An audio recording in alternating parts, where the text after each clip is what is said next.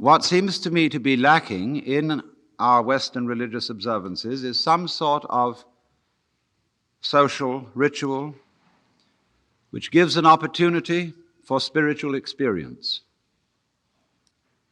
That is to say, for a transformation of the individual consciousness, so that in one way or another, the individual is able to realize his oneness with the eternal energy behind this universe, which some people call God, and others prefer not to name or to conceive. So what I'm proposing instead of the ordinary kind of religious service is, as I said, a contemplative ritual.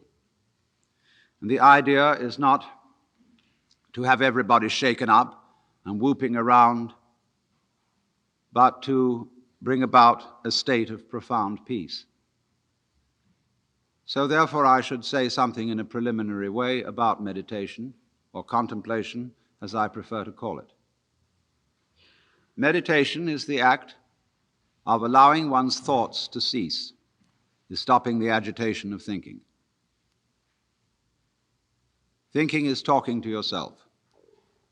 Now, if I talk all the time, I don't hear what anyone else has to say. Consequently, if I talk to myself all the time, I don't have anything to think about except thoughts. There is no interval between thoughts during which I can come into touch with reality, that is to say, the world which thoughts represent, as words represent events, or as money represents wealth. And so if I'm never silent in my head, I'm living in a world of total abstraction, divorced from reality altogether. Reality itself is neither mental nor spiritual, nor any concept that we can have of it. Reality is simply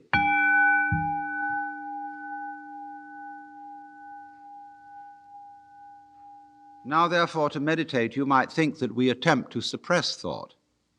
We do not do that.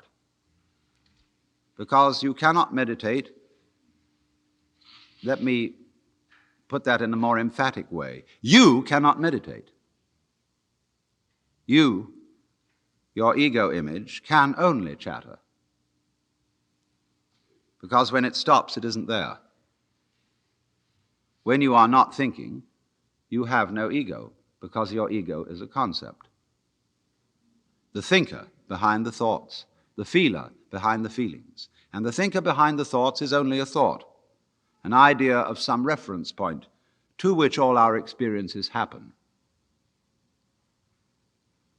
And that, of course, cuts us off from what we experience. It makes a great gap or gulf between the knower and the known.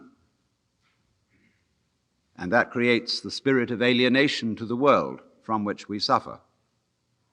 Conflict, hate, domineering spirit arise from that basic division. So when you come to an end of thought, and you don't know how to meditate, you don't know what to do with your mind, nobody can tell you, then thinking comes to an end naturally. You can begin meditation. Or meditation happens, and that is, happening is the watching simply of what is. Of all the information to you conveyed by your exterior and interior senses, and of the thoughts that keep chattering on about it all.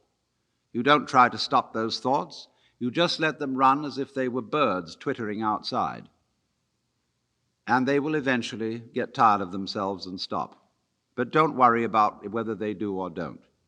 Just simply watch whatever it is that you are feeling, thinking, experiencing, and that's it. Watch it. And don't go out of your way to put any names on it. That's really what meditation is. And you see, you're not expecting any result. You are in meditation in an eternal present. You're not doing it to improve yourself. You found you can't do that. Your ego can't possibly improve you because it's what's in need of improvement. Your ego can't let go of itself because it is a complex called clinging to oneself. That's what it is by definition. So it's just something that evaporates. when it is understood that it is unable to achieve a transformation of consciousness, mystical experience, the vivid sense of union of individual and cosmos. So, one of the easiest ways to enter into the state of meditation is therefore listening to what is, using the sense of sound. When you listen to sound, you listen to it, just the random sounds, that are going on in the room, in the street, as if you were listening to music, without trying to identify its source, name it, or put any label on it at all. Just enjoy whatever sound may be going on. Just listen. Now we can go on from that listening to making sound ourselves and also listening to it. And instead of making sound, we learn the knack of letting it happen through us. So then, we get to what is in India called the use of mantra. Words, sounds chanted, not for their meaning, but for their sound. And thus everything that will occur in the following celebration will not be in the English language. It is not intended to be understood in a discursive and intellectual sense. You are asked only to dig the sound. And I use the word dig advisedly because it means something a little more than appreciate. It means enter into, penetrate, get right to the bottom of.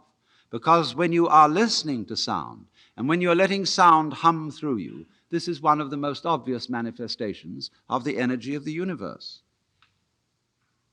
So, we concentrate, therefore, purely on the sound, and you will find some of them are so simple that you will all be able to join in with them. And please do so quite freely. It is a ritual, and it has a certain order to it. But it's very easy to get together. It doesn't require an enormous amount of dramatic rehearsal. And it's something that any group can do anywhere on a do-it-yourself basis, anytime. And I suggest that churches get rid of their pews, where everybody is herded in like cattle to look at the backs of each other's necks, and that they spread their floor with rugs and cushions, and that they have something in which people can approach an ineffable, that means beyond words, spiritual experience, and not be told and forced into a particular pattern of thinking, of mentation.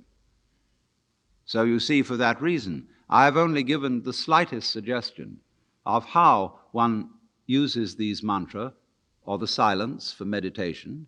You all have your own way of doing things like that. Do it your own way. All this is a vehicle, a support for contemplation.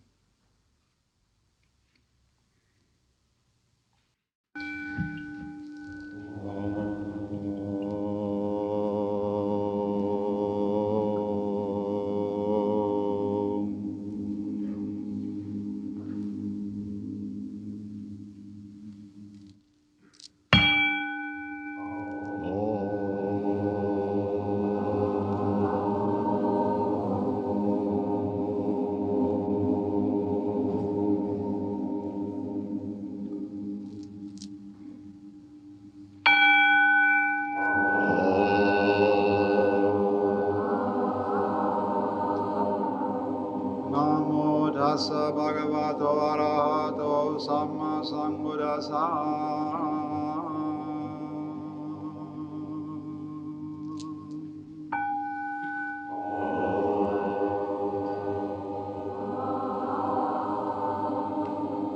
Buddham saranam gacchami.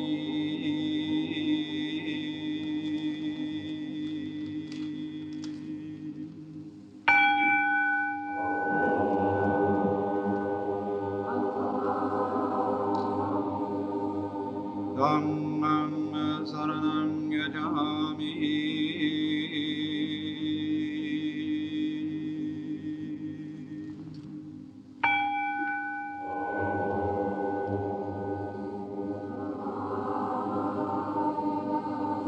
Sangham saranam gacchami.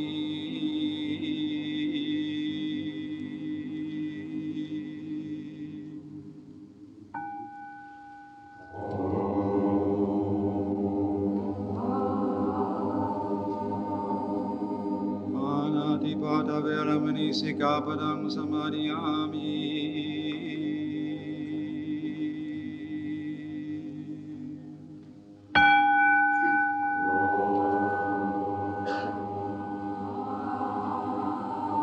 Adinadana veramani sikapadam samadhiyami.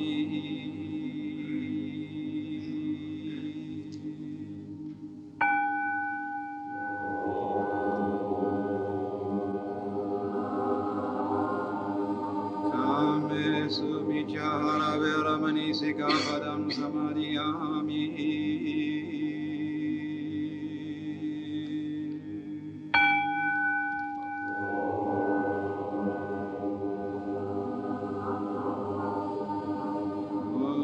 Savana veramani sikapadam samadhiyami.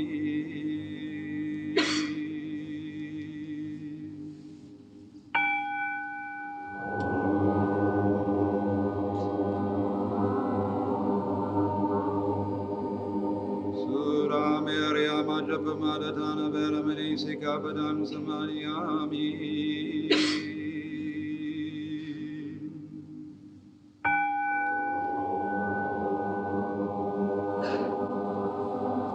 Namo Tassa Bhagavato Arahato Sama Sambuddhassa.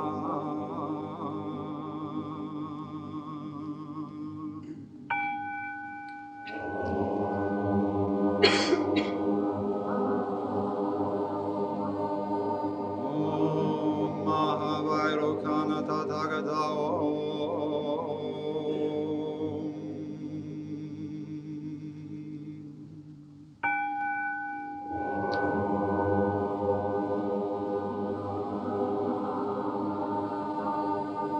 Om Amitabha Tathagata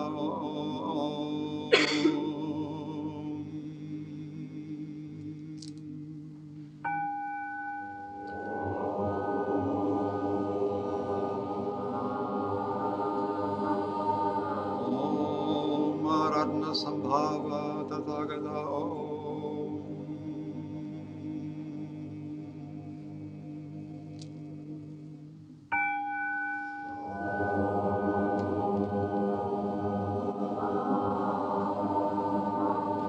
Om Amugashiti Tathagata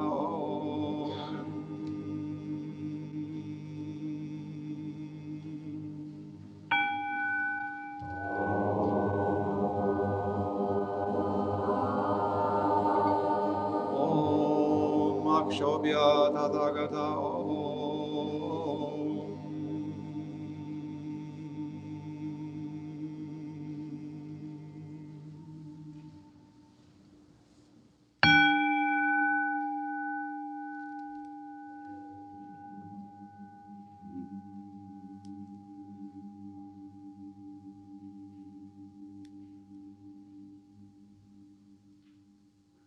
Listen.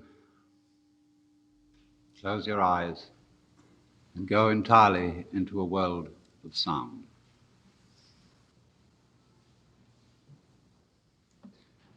If I should say anything to you during this silence, just listen to the sound of my voice and don't worry about the meaning of the words. Your brain will take care of that by itself. The air which is playing with your ears is also playing with your lungs. If you let your lungs breathe as they wish to, without helping them, watch what they do. When they feel like breathing out, let it go out, but don't assist. When it feels like coming in, let it come in, but don't pull.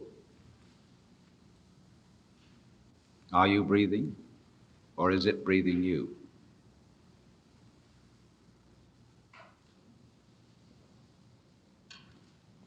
Remember, there is no special state you are supposed to be in. Simply let yourself be aware of whatever state you are in. Don't name it. Just feel. Now only is important.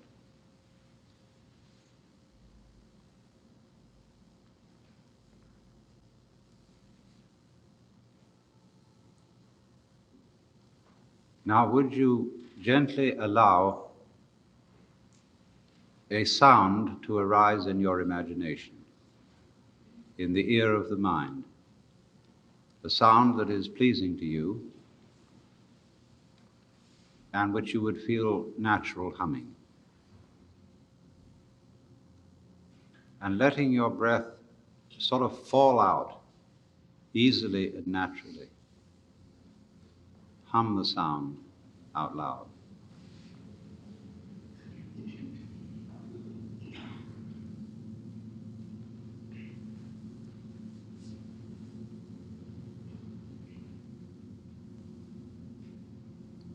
Let it get louder.